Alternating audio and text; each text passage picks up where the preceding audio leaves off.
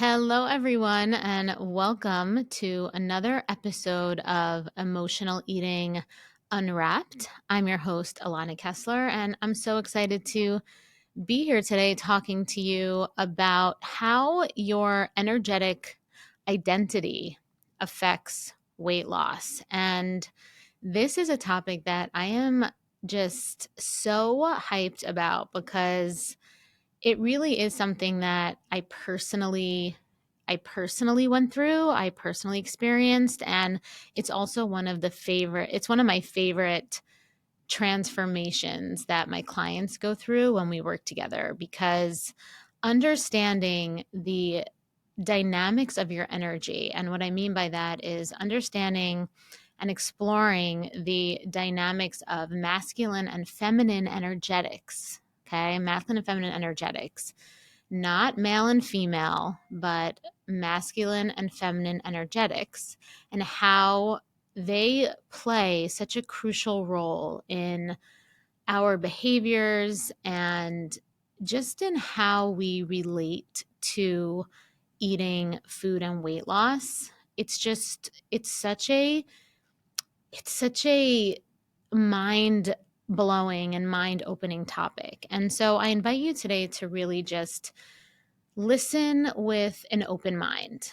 So, because there's so many different narratives about masculine and feminine energy these days, and I really do have a unique perspective on it. And so I really want to take this opportunity to share with you what that is. And so to start today, I want to just talk a bit about what masculine and feminine energetics really mean.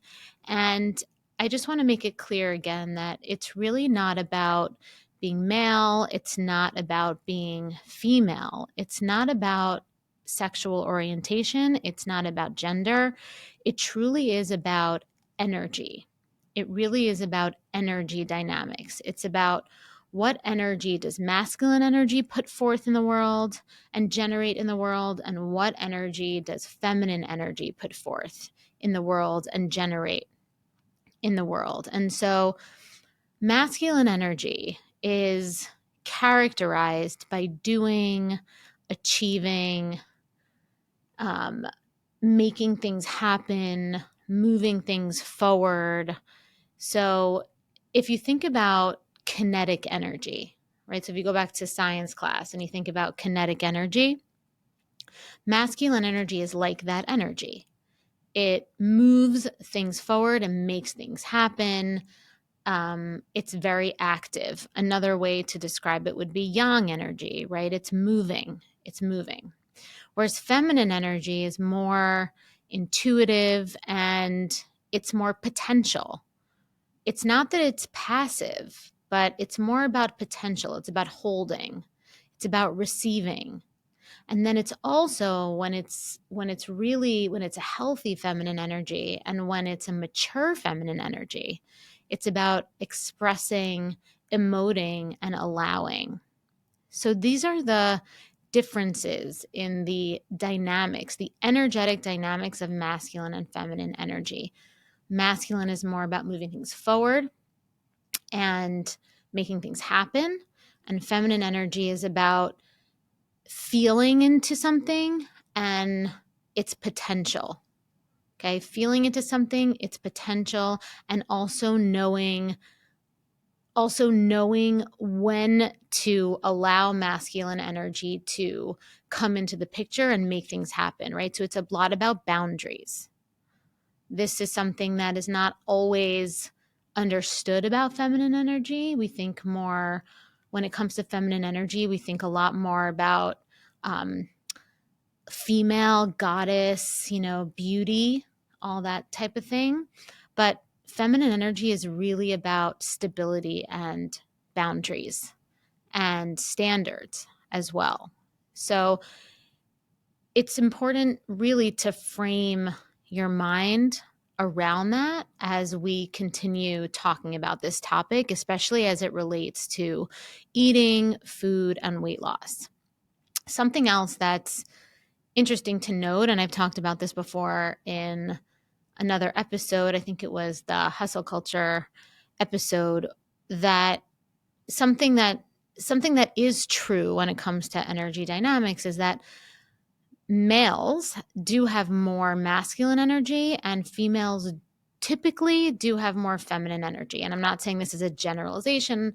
I'm not saying this as a fact, but most males have more masculine energy because masculine energy is closely related to testosterone, and most females have more feminine energy circulating, or just naturally the energy dynamic that is expressed more because they have more estrogen circulating. And this is just science. This is really science. Now, there are exceptions to this where, some males have more of a balance of estrogen, and there are exceptions where some females have less estrogen and might even have more testosterone. So that's why I'm saying that this really is about body chemistry more than anything else. And that's why the majority of males express more masculine and the majority of females express more feminine. However, our energetics are highly influenced also by how we were nurtured growing up, our environments, and how we evolve as humans and as adults, and what energy we end up taking on. Okay, so it's so important to understand again that masculine and feminine energy for the purposes of today is completely about energetics. And from that place, it really is not specific to gender at all. Okay? So points on masculine and feminine energy. Like I said, it's not gender dependent, and they can be masculine and feminine energetics can be cultivated for different areas of life. Now, let me give you an example of that. So, masculine energy is super important for making things happen and getting things done. Since we're talking about women mostly on this podcast, I'm talking mostly about women.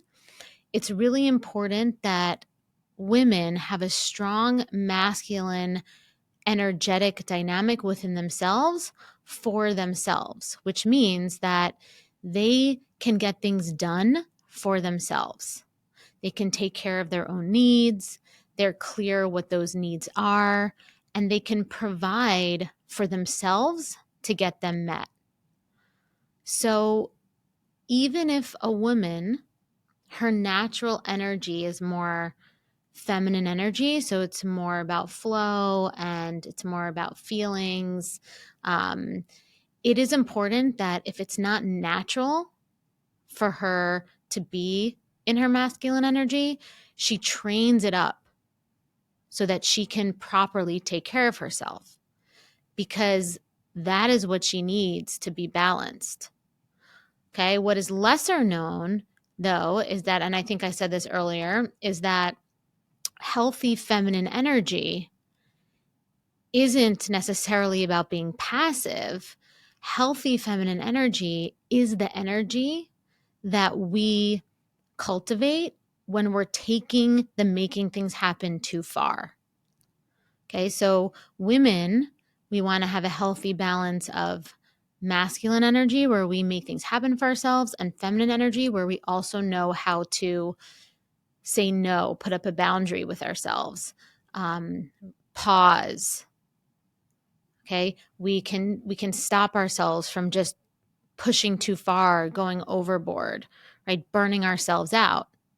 Okay, burnout is typically an overfunction of masculine energy. So if you're a woman that's listening to this and you feel burnt out, you feel exhausted, it's likely that your masculine energy is running amok. And you need to cultivate more of your feminine energy. Not that you need to change your personality to all of a sudden become this goddess woman and just it has nothing to do with that. You have to cultivate your feminine energy in order to put up a boundary for all this doing that's happening. So the boundary that the feminine energy is in charge of is putting up a boundary between ourselves and putting up a boundary between ourselves and others. So you might think about in your relational dynamics, right? Are you over functioning? Are you trying too hard to make things happen? If you're doing that, you likely are very much in your masculine energy, and it might not be your natural state. Okay. It might not be your natural state. Now, your masculine energy might be very well suited for your work. And even there, you might take it too far, but it might not be so well suited for your relationships, right? You might really want to be more in your feminine energy a little bit more. You might want to feel more taken care of, more relaxed back, not always having to make everything happen all the time.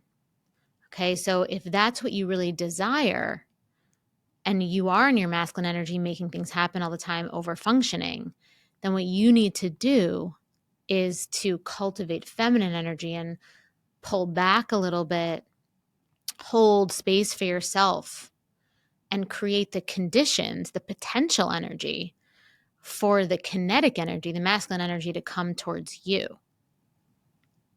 So hopefully that makes sense. Okay, but that's how masculine and feminine energy play together. Masculine and feminine energy lives within all of us in our own body, and masculine energy lives in a dynamic between us and other people and our environment. So, whereas feminine energy is about boundaries and standards and being in your feelings and allowing things to flow and all that, masculine energy is boundaryless. It just wants to do all the time. So, from an energetic perspective, masculine energy is just going to go, go, go. So, unless there's that feminine energy saying, like, pull back, let's hold space here. Let's get into more of a flow. Let's create let's create an emotional space of warmth. Let's provide our experience not just with making things happen, but also with creating an experience that feels good, right? Because masculine energy is in charge of making things happen, but feminine energy is in charge of creating an experience that feels good based on her responsiveness to masculine energy, based on feminine's energy's ability to receive masculine energy and respond in a way that's positive. So that's another thing about masculine and feminine energy and how they coexist together in harmony and create experiences that are mutually fulfilling for people. So within a singular person, we can create that for ourselves. We realize that we're doing too much, so we pull back. We give ourselves self-care, however that is. Within a relational dynamic, we realize that we're over-functioning, we're doing too much, and so we pull back and we allow the space for masculine energy to come towards us and do, but it is our job, and it is an action to appreciate and receive that effort and provide a positive, generative feeling experience. So it's so important to have that play. And I think something that is often misunderstood when it comes to masculine and feminine energy is that we think that feminine energy is just about receiving. It's just about letting somebody come to you. It's just about leaning back. when the truth is that's only half of the job of feminine energy. The job of feminine energy is to hold space, receive, create that stable condition, but also its job is to express and give feedback and collaborate. Okay, because again, masculine energy just does. It doesn't think about collaborating. It just makes things happen. Feminine energy is the part that says, hey, let's pause here. Let's feel into all this energy, all this action that's happening and see if it's actually creating an experience that feels good. So we do that within ourselves, and we do that within our relational dynamics with other people. Now, unhealthy feminine energy would be energy that receives but doesn't respond. Okay, so unhealthy feminine energy will often present as a martyr, passive, or passive aggressive, right? So unhealthy feminine energy will receive and then react in a way that's not in service of collaboration. It just kind of leaves a confusing reaction, or there's no reaction at all. Whereas a healthy feminine energy receives and then responds, and the goal is to get to a place that feels kind, loving, and stable. So when it comes to energy, everyone has an energy that they naturally feel comfortable in, and it's key that we know what that energy is so that we can engage appropriately with the other energy and find that harmony we need to live well and create the life of our dreams. Okay, so that's why it's so key that we look within ourselves and we're honest with ourselves and we say, what is my natural energy? Am I more comfortable being in my masculine energy as a woman? Many women are. I know so many women that like love planning, love making things happen, love just doing all that, just doing so much. And that is their natural energy. And so maybe they're more in their masculine. Being a caretaker, like a mother, is actually a very masculine energy role. It sounds like it's feminine energy, but it's actually not. It's taking care of someone else's needs. It's actually very masculine. So you really want to understand what the role is, what the energy is that is your natural energy. So a lot of women I know that are moms, they are in their masculine energy all the time. They're providing for their children, they're providing for the family as far as emotions go, as far as an emotional space. And sometimes what happens is that you get so caught up in that masculine energy that you deprioritize the fact that there's a feminine energy part of you that also really wants to be seen and wants to be taken care of. I also see this with women who are in the workforce, who have high power jobs. They're so used to making things happen at work that it's hard to shut that off when it comes to dating or when it comes to romantic relationships or friendships, and they find themselves just almost naturally going into that same masculine energy, making things happen, making plans, logistics, all that stuff in their personal life. And it might not naturally be who they are, right? Who you are at work is not who you are in your essence, right? Being a mother, being a caretaker might not be who you are in your essence, and that is okay. So that's why it's so important to take that time to be like, what is my natural energy? And then figure out a way to collaborate with the world and collaborate with your relationships to make sure that all of your needs get met, right? All of your needs, all of the facets that make you who you are as a woman. And So many women are living unfulfilled lives because they're living the majority of the time from an energy that is inauthentic.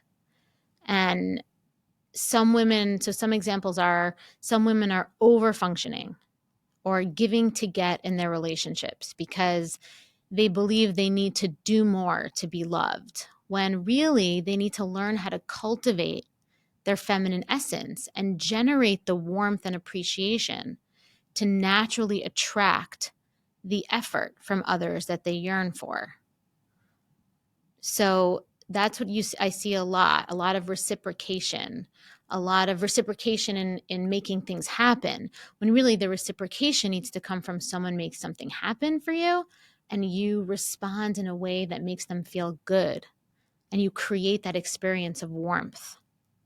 Okay, some women are so entrenched in hustle culture and girl boss energy, and it's almost like a protection from being vulnerable. And when you're in that energy for so long, you can find yourself in the same toxic relationship dynamics over and over again. And what happens is that when we're in these situations where we're over functioning and we're not getting our needs met, or we're in this hustle culture, girl boss energy, and we attract people in our lives that aren't meeting our needs, we end up turning to food for comfort, because letting go and being taken care of and relaxing feels alien. And it feels almost sacrilegious to us to being a feminist in this modern society. It's like being a feminist means that we don't need anyone. But actually, that's not true, in my opinion. Being a feminist means that you embrace both your masculine energy and your feminine energy. You understand the value of both energies and you work to bring those energies together so that your life becomes really fulfilling. And so if we were to talk about now why it's so important to understand our natural energy as it relates to weight loss and creating a loving relationship with food, it's important because when you're in alignment with your natural energy, it helps to balance your nervous system. So what I just described, when your needs aren't getting met and you're over functioning, or you're feeling like a martyr, or you're frustrated, or you feel burnt out, that's your nervous system dysregulated. That is a dysregulated nervous system. And when your nervous system is dysregulated, this is when we have a difficult time accessing our higher function to make healthy choices around food. This is when our body gets inflamed and we can gain weight because our chemistry is off, right? Our hormones become off. This is when we actually, our body on like a, almost like a subconscious level, holds on to weight as protection because we're scared of being vulnerable. We don't know how to let go where it doesn't feel dangerous for us. And so when we live in alignment with our natural energy and we learn how to cultivate masculine and feminine energy from this, we learn to cultivate this energy, the masculine and feminine energy, from this elevated place. It allows us to build lives and relationships that complement and authentically support us. And as we know, relationships and feeling seen, feeling connected, feeling like we belong is such a core element of being human. It's such a core element of our self-worth, our self-love, our self-value, and our self-esteem. And when we feel safe being true to our natural energy, we naturally decrease our need to go to food as a coping mechanism. We naturally can relate to our lives from a place of self-belief that we deserve to be happy, that we deserve to feel good. So, aligning yourself with your natural energy is important for your overall wellness. And identifying if you are currently balanced or not balanced is the first step. So, I'm going to go over some ways that you might start to reflect within your life to see if maybe your masculine and feminine energies that live inside of you might be out of balance. So, you might be out of balance if you're feeling stuck or you're feeling stagnant or you're feeling exhausted. You might be out of your natural masculine feminine energy balance if you're feeling overwhelmed, or if you feel like you're always in charge, if you feel like you're having difficulty making decisions, if you're feeling a sense of disconnection or underappreciation. These are some signs that these are some emotional signs that your masculine and feminine energy might be out of balance. And by identifying these signs, by starting to become aware of these signs, you can take the necessary steps to harmonize and start to cultivate the skills to bring the energies into balance. And I spoke about this a little bit, I touched on it, but some of the things that can cause the masculine feminine energy imbalance is cultural and societal values. So our cultural and societal values that we have these days, such as the propensity to live in a state of hustle culture, can contribute.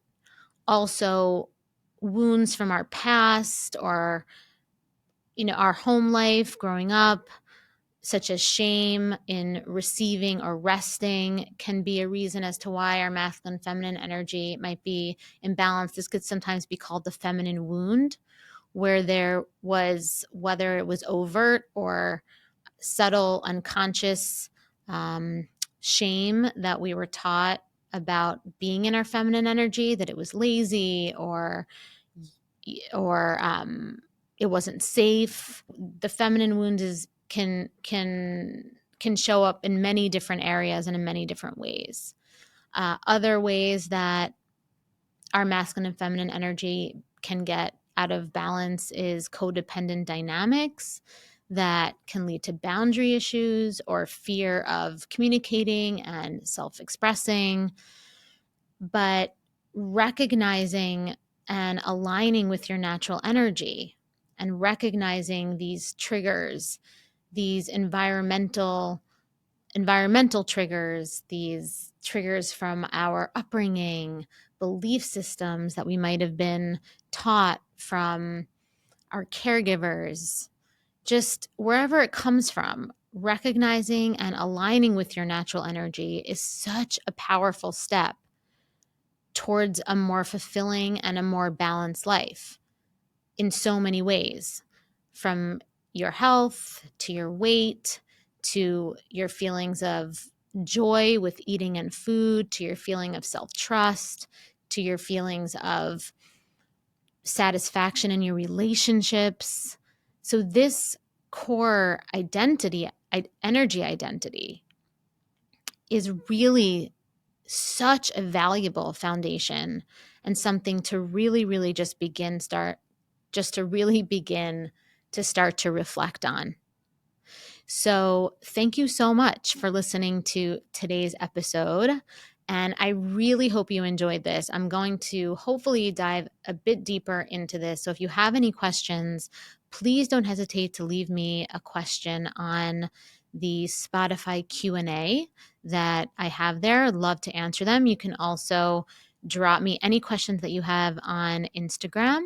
So don't forget to join me again next week for another episode about emotional eating so you can fall in love with eating, start losing weight, and keep it off with sustainable strategies and lasting change. If you enjoyed today's episode, please subscribe, leave a review, and share it with someone who might benefit from this empowering and life-changing message. I also have lots of free resources on my website to help you on your journey to loving food and losing weight. Just go to www.bewellbyak.com. And until next time, I'm Alana, and thank you for listening to Emotional Eating Unwrapped.